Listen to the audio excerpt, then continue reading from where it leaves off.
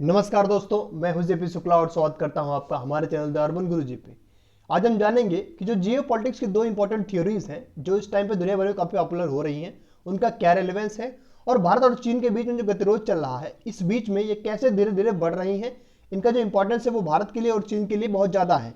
तो अगर आप किसी भी गवर्नमेंट एग्जाम की तैयारी कर रहे हो और आपको जियो पॉलिटिक्स में या फिर अंतर्राष्ट्रीय संबंध सेक्शन में अच्छे मार्क्स स्कोर करने हैं तो इस वीडियो को पूरा देखिए और अपने फ्रेंड्स के साथ शेयर करिए। हम बात करेंगे आज कि नेकलेस ऑफ डायमंड जो भारत की थ्योरी है उसका क्या रेलेवेंस है, जो स्ट्रिंग ऑफ पर्ल्स जो चाइना की थ्योरी है भारत को घेरने के लिए उसका क्या रेलेवेंस है, भारत की जो एक्ट ईस्ट पॉलिसी है उसकी क्या इंपॉर्टेंस है, क्या इम्प्लीकेशन है या फिर भारत को क्या फायदा हो रहा है। इन सब चीज़ों के बारे में हम इस वीडियो में जानकारी हासिल करेंगे। साथ ही साथ भारत का जो इस टाइम पे जियो पॉलिटिकल स्टेचर है वो धीरे धीरे बढ़ रहा है, G7 में उसको एंट्री मिलने वाली है। इन सब चीज़ों के बारे में भी हम इस वीडियो में जानेंगे। तो आप सबसे पहले लेक्चर को हम लोग स्टार्ट करेंगे। हम देखेंगे कि बेसिकली स्टिंग ऑफ पल्स होता क्या है। तो जो एक फिनोमिना है स्टिंग ऑफ पल्स का या फिर टर्म का इसको कुछ इस तरह मानते हैं कि चाइना बेसिकली वो मानता है कि जो एशिया में सबसे बड़ा जो उसका राइवल है या फिर पार्टनर है जो उसको एक चुनौती दे सकता है आगे के टाइम पे वो है इंडिया। तो इंडिया को अगर हम लोग कंटेन कर लेते हैं तो एक लंबी लड़ाई हम लोग जीत सकते हैं, क्योंकि दुनिया में आप देखो जो 20 सेंचुरी है वो यूरोप की सेंचुरी मानी गई है। या फिर आप देखो तो 20 सेंचुरी में यूरोप और यूएस ने लगभग शेयर किया है उसको। वो पूरी तरह से इंडस्ट्रियलाइजेशन और जो उनके उद्योग धंधे थे उन्हीं के नाम वो रहा है। और जो 21वीं सदी है उसमें आप देखो तो एशिया की सदी मानी जाती है, क्योंकि Japan, south Korea, India, China जैसी कंट्रीज इस टाइप पे काफ़ी ग्रो कर रही हैं। और साथ ही साथ आप देखो तो इनका जो इंपॉर्टेंस है जियो पॉलिटिक्स में वो बढ़ता जा रहा है। तो इस हिसाब से चाइना की एक पॉलिसी है, इसको स्टिंग ऑफ पल्स कहा गया है। तो इस पॉलिसी के हिसाब से चाइना करता क्या है कि इंडिया के आसपास जो भी पोर्ट्स है, जैसे कि मान लो आप देखो श्रीलंका में हम्बन टोटा पोर्ट है, मालदीव्स में एक पोर्ट है, और यहाँ पे देखो आप तो अगर आप मैप देख सकते हो तो ये भारत के नीचे बांग्लादेश के पास एक पोर्ट है, म्यांमार में आपको एक पोर्ट मिलेगा चाइना का, या फिर चाइनीज जो इन्वेस्टमेंट है वहाँ पे ज़्यादा है। तो इस तरह से वो एक स्ट्रिंग बना रहे हैं, घेरा बना रहे हैं मोतियों का जो भारत के चारों तरफ है। पाकिस्तान में आप देखो तो ग्वादर पोर्ट है पाकिस्तान का, और काराकोरम हाईवे सीपेक आपने सुना ही होगा, चाइना पाकिस्तान इकोनॉमिक कॉरिडोर के माध्यम से। और चाइना जो काराकोरम हाईवे है उसको जोड़ रहा है पाकिस्तान से, जिससे वो भारत को चारों तरफ से घेर रहा है एक तरीके से। और ये जो बेसिकली प्रोजेक्ट है स्टिंग ऑफ पर्ल्स का वो है कि जो हॉर्न ऑफ अफ्रीका है वहाँ पे एक कंट्री पड़ता है अंदर जाके, सूडान, वो जो बाबाल मंदेब स्टेट है उसके पास में ही आपको मिलेगा। आगे मैं पे बताता हूँ, वहाँ पे आपको देखने को मिलेगा। उसको कनेक्ट करना चाहता है वो चाइना के मेन लैंड पोर्ट से। तो एक तरह से एक उनका कॉमर्शियल फायदा भी है और मिलिट्रीली भी वो बहुत स्ट्रांग हो जाएंगे अगर ये सफल होता है तो। अब भारत इसके लिए क्या कर रहा है आप देखेंगे यहाँ पे। तो पहले आप ये देखो तो जो चाइना का बेल्ट एंड रोड इनिशिएटिव है कि दुनिया के बहुत सारे चीज़ों देशों को एक साथ जोड़ना और वहाँ पे चीन अपने सामानों का एक्सपोर्ट कर सके। तो आप देखो यहाँ पे चाइना म्यांमार में एक पोर्ट बनाया है चाइना ने, बांग्लादेश में इसके एक पोर्ट्स हैं। फिर आप देखो तो ये कनेक्टिविटी के लिए यहाँ पे अहमदुल्ला पोर्ट है, मालदीव्स में इनके पोर्ट है। तो एक तरह से इंडिया के चारों तरफ से यहाँ पे ग्वादर पोर्ट है पाकिस्तान का, कीनिया में इनका एक पोर्ट है। और इस तरह आप देख सकते हो कि भारत के चारों तरफ बहुत सारे पोर्ट्स इन्होंने बनाए हैं। और मेनलैंड रूट से आप बात करो तो मलेशिया के पास इनका एक पोर्ट ऑलरेडी है, एग्जिस्ट करता है मलक्का स्टेट के पास। तो बेसिकली जो मेन चोक पॉइंट्स हैं जहाँ से ट्रांसपोर्ट होता है इंडिया का या फिर दुनिया के बहुत सारे देशों का, उसको ये ब्लॉक कर सकते हैं मिलिट्रीली अगर ये ऐसे अपने मंसूबों में सफल हो जाते हैं। तो भारत के लिए एक बहुत वरिंग प्रॉब्लम थी 2008 के आसपास से, जब से ये प्रॉब्लम चाइना ने खड़ी करनी शुरू करी इंडियन ओशन रीजन में। तो भारत को एक तरह से इसको कंटेन करना था या इस प्रॉब्लम को सॉल्व करना था। तो भारत की तरफ से एक पॉलिसी आई, या फिर जो भारत के जो जानकार लोग हैं इसमें या फिर एमनिस्ट लोग हैं उन्होंने एक सजेस्ट करा कि हम लोग भी एक तरह से सिमिलरली एक पॉलिसी लेके आए। उसको नाम दिया गया नेकलेस ऑफ डायमंड्स का। तो बेसिकली जो काउंटर करता है स्टिंग ऑफ पल्स को, उसको जियो पॉलिटिकली बोला जाता है नेकलेस ऑफ डायमंड्स। तो इंडिया ने क्या करा, इंडिया के पास भी एक ऑप्शन था। तो इंडिया ने ईरान में जो पाकिस्तान का ग्वादर पोर्ट है उससे थोड़ा दूरी पे ईरान में एक जगह है चाबहार, तो वहाँ पे एक चाबहार पोर्ट विकसित किया जहाँ से वो अपना सामान बेच सकता है या अपनी मिलिट्री भी वहाँ पे डिप्लॉय कर सकता है। उसके बाद उज्बेकिस्तान में भी एक भारत ने पोर्ट बनाया जहाँ पे भारत का एक तरह से बेस भी है। भारत की आउट स्टेशन जो मिलिट्री बेस है उज्बेकिस्तान में भी मौजूद है इस टाइम पे। और इंडिया का जो इस टाइप से इंपॉर्टेंट पार्टनर है क्वाड ग्रुप में वो जापान है। तो जापान में भारत को एक आसान एक्सेस मिल सकता है, तो वो भी चाइना के एक तरह से ईस्टर्न साइड पे है। तो एक भारत को चाइना को ईस्टर्न साइड से एक तरह से ब्लॉक कर सकता है। फिलीपींस में इस टाइम पे बहुत विवाद चल रहा है। फिलीपींस हमारा फ्रेंडली कंट्री है। फिलीपींस और चाइना का विवाद चल रहा है साउथ चाइना सी को लेके। तो वहाँ भी हमारे पास अंडरस्टैंडिंग अच्छी है, जहाँ पे हम फिलीपींस के साथ कोऑर्डिनेशन बना के चाइना को एक तरह से कंटेन कर सकते हैं। वियतनाम के साथ भी सिमिलर स्टांसेस हैं चाइना के साउथ चाइना सी को लेके, और वियतनाम के साथ भी हमारे संबंध बहुत अच्छे हैं।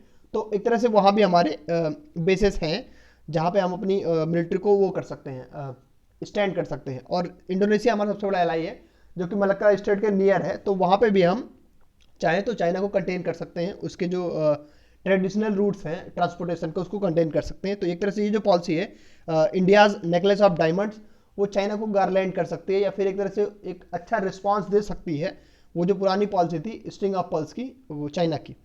और ये जो भारत की पॉलिसी है वो केवल एशिया ही नहीं या इंडियन ओशियन ही नहीं, बल्कि जो पैसिफिक ओशियन के कुछ रीजन्स है, जैसे आप देखो तो यहाँ पे ऑस्ट्रेलिया का जो नेवल एक्सेस है उसको भारत को मिल सकता है आसानी से, क्योंकि भारत ने अभी जल्दी ही पैक्ट किया ऑस्ट्रेलिया के साथ कि भारत की जो नेवी है वो ऑस्ट्रेलिया में डॉक कर सकती है। और यूएस के जो बहुत सारे नेवल फ्लीट्स होते हैं वो अक्सर यहाँ पे इस रीजन में चक्कर लगाते रहते हैं। और इस टाइम अभी देखो आप तो यूएस के जो कुछ फ्लीट्स हैं 3 के आसपास बताया जा रहा है जो एयरक्राफ्ट कैरियर्स हैं वो इस रीजन में यहाँ पे चक्कर लगाते देखे गए हैं। तो ये भारत के लिए पॉजिटिव साइन भी है। अब हम बात करेंगे कि भारत की जो एक्ट ईस्ट पॉलिसी है वो कैसे इस टाइम पे काम कर रही है। तो बेसिकली अगर आप देखो तो पुरानी पॉलिसी जो हमारी थी लुक ईस्ट पॉलिसी, उसके हिसाब से था कि हम जो पूर्व के देश हैं, जो हमारे जो पूर्वी एशियाई देश हैं, उनको हम लोग एक तरह से बातचीत करेंगे, उनसे ठीक ठाक संबंध रखेंगे। पर जो अब इस टाइम की पॉलिसी है वो एक्ट ईस्ट पॉलिसी मानी जाती है, क्योंकि हम उनसे एक्टिवली पार्टिसिपेट करेंगे, उनके साथ स्ट्रेटेजिक जो टाइज हैं या फिर रणनीतिक जो हमारे समझौते हैं उसको मजबूत करेंगे, उनके साथ संबंधों को गहरा करेंगे, उनके साथ व्यापार करेंगे। जैसे आप आसियान समिट में देखो तो भारत के प्रधानमंत्री गए थे, या फिर आसियान के साथ हमारे रिश्ते मजबूत हो रहे हैं। और जो इंपॉर्टेंट पार्टनर्स है हमारे, वो पहला बात तो ताइवान है, क्योंकि भैया आप देखो तो जब इंडिया और चाइना का लद्दाख में फेस ऑफ हुआ था तो उस टाइम पे ताइवान ने खुल के भारत का समर्थन दिया है, और ताइवान ने भारत को कहा है कि भारत जो भी कर रहा है वहाँ पे वो अपनी सॉवरेंटी की रक्षा के लिए कर रहा है या समझौते की रक्षा के लिए कर रहा है।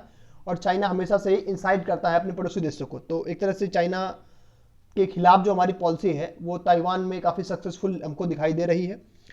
सिमिलर स्टांसेस हमको वियतनाम में देखने को मिलते हैं, क्योंकि वियतनाम फिलीपींस ये दोनों देश भी चाइना से काफ़ी परेशान है साउथ चाइना सी को लेके, क्योंकि ये जो चाइना है इसकी टेरिटोरियल जो महत्वाकांक्षा है वो इस कदर बढ़ रही है कि ये पूरा जो सी एक्सेस है चाहता है कि किसी कंट्री को ना मिले, और साउथ चाइना सी में केवल वो पूरा जो समुद्र है वो उसी का हो। जबकि ऐसा आप देखोगे जोग्राफिकली तो ऐसा बिल्कुल भी नहीं है। ताइवान के अलावा वियतनाम फिलीपींस इनके भी काफ़ी रीजन पड़ते हैं जिसको चाइना यहाँ पे हथियाना चाहता है। जापान के साथ भी सिमिलर स्टांसेस हैं। जापान का सिंगाकू आइलैंड चाइना क्लेम कर रहा था और उस पर बहुत सारी झड़पें हुई हैं, और यूएस नेवी के इंटरवेंशन के बाद से वो चीज़ें थोड़ी संभली हैं। पर एक तरह से भारत का वहाँ पे एक पॉजिटिव चीज़ निकल के आती है, क्योंकि जो हमारा एनिमी है वो किसी और का भी एनिमी है और वो हमारे लिए फ़ायदा कर रहा है। सिमिलर केसेस आप देखो तो साउथ कोरिया के साथ हमारे टाइज बहुत अच्छे हैं। इंडोनेशिया के साथ हमने रिसेंटली पाम ऑयल का जो एक्सपोर्ट है इंपोर्ट है उसको काफ़ी बढ़ाया है, तो उनका जो हमारा संबंध है वो बहुत मजबूत हुआ है। ऑस्ट्रेलिया के साथ हमने क्वाड पैक्ट साइन किया है, तो एक तरह से हमारे लिए जो लुक ईस्ट पॉलिसी को एक्ट ईस्ट पॉलिसी में कन्वर्ट करने का फिर फायदा था हमें सामने देखने को मिल सकता है। सिंगापुर एक बहुत इंपॉर्टेंट चौक पॉइंट माना जाता है, क्योंकि ज़्यादातर व्यापार उसी रूट से होता है और उसके साथ हमारे संबंध बहुत अच्छे हैं, और धीरे धीरे सरकार चाह रही है कि ये संबंध थोड़े और अच्छे हो जाए। तो इस तरह से आपने देखा कि ये भारत की सरकार ने काम किया। अब देखेंगे हम लोग रिसेंट इवेंट्स क्या है। तो पहली बात तो जब ये इंडिया चाइना का फेस ऑफ हो रहा था उसके जो मेन स्टांसेस माने जा रहे हैं, पहली बात तो भारत की जो आर्मी है वहाँ पे कुछ ब्रिज कंस्ट्रक्ट कर रही थी गलवान वैली में, उसका एक तरह से बहुत बुरा लगा चाइनीज़ को, या फिर चीन की जो पीएलए है उसको बुरा लगा, तो उन्होंने इंक्रोचमेंट करना स्टार्ट कर दिया। दूसरा यह है कि भारत जो G7 ग्रुप में एंट्री पाने वाला है, वो G7 ग्रुप का जो एक्सपेंशन होने वाला है उससे भी चाइना को काफ़ी हिट हुआ है, क्योंकि उनको एक तरह से खतरा हो जाएगा कि अब भारत कम से कम 1 या 2 या 3-4 एलाइज का साथ नहीं, उसके साथ 12-13 देश ऐसे होंगे जो कि काफ़ी मजबूत कंट्रीज हैं दुनिया की, या फिर दुनिया की जो मोस्टली इकॉनमी है वो उन्हीं से चलती है। दूसरी बात ये है कि यूएस ने जो सपोर्ट किया है ओपनली इशू को लेकर, लद्दाख फेस ऑफ को लेकर, उससे भी चाइना काफ़ी वरीड है।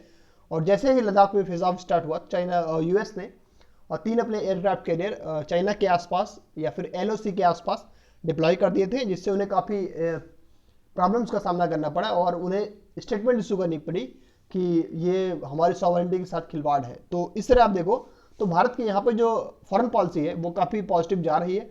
बहुत लोग इसमें क्रिटिसाइज कर रहे हैं, जैसे कि कुछ लोग अपोनेंट्स जो होते हैं किसी भी गवर्नमेंट के, वो क्रिटिसाइज करते हैं। पर अगर आप एक रिस्पॉन्सिबल सिटीजन की बात करोगे तो वो आपके लिए बड़ी अच्छी बात है, क्योंकि आप जो पुराने सिचुएशन आपके साथ थी 1962 के आसपास की या फिर 1970s 80s के आसपास की, वैसी बिल्कुल भी नहीं है। आप एक स्ट्रॉन्ग एलाइज के साथ हैं और आपकी पर्सनल जो पोजीशन है वो बहुत अच्छी है। तो आई होप ये वीडियो आपको प्रोडक्टिव लगा होगा और स्टिंग ऑफ पल्स और active act east policy Bharat की आपको समझ में आई होगी।